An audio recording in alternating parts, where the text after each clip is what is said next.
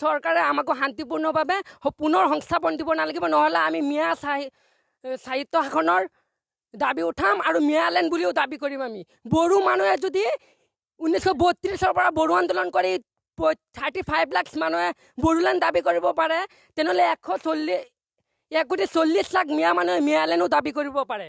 যদি এইবাৰ চৰকাৰ যদি আমাক পুনৰ সংস্থাপন নিদিয়ে, তেনেহ'লে চৰকাৰে এক ডাঙৰ বৃহৎ গণ আন্দোলনৰ সন্মুখীন হ'ব লাগিব। আমি মিয়া ছাত্ৰ পৰিষদে গোটেই অসমৰ লগত দিল্লী গোটেই ভাৰতবৰ্ষ কঁপাই তুলিম। জমিয়ে ওলমাই হিনৰ লগত লৈ আমচু নেমচু যিমান সংগঠন আছে আমি সকলোৱে মিয়াই মিলি সকলো দিল্লী অসম সকলো কঁপাই তুলিম। হিমন্ত বিশ্ব শৰ্মাক চিটৰ পৰা চুচুৰিয়াই নমাম। আমাৰ চৰকাৰ হৈছে ৰাইজৰ কল্যাণৰ কাৰণে চৰকাৰ বনাইছোঁ।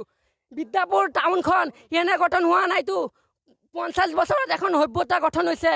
আমি 2000 বছৰ আগৰ সভ্যতা পঢ়ি আছোঁ। এখন সভ্যতা গঠন কৰিবলৈ, এখন বাণিজ্য কেন্দ্ৰ গঠন কৰিবলৈ হ'লে কিমান হাজাৰ বছৰ লাগে, কিমান হেৰি লাগে। আৰু এইফালে 10 কিলোমিটাৰৰ পৰা লৈ উৰিয়ামগড় ডেংমা সীমান্তৰ দলঙৰ পৰা লৈ এইফালে 10 কিলোমিটাৰ, সেই গোটেইখিনি বনাঞ্চল হয়।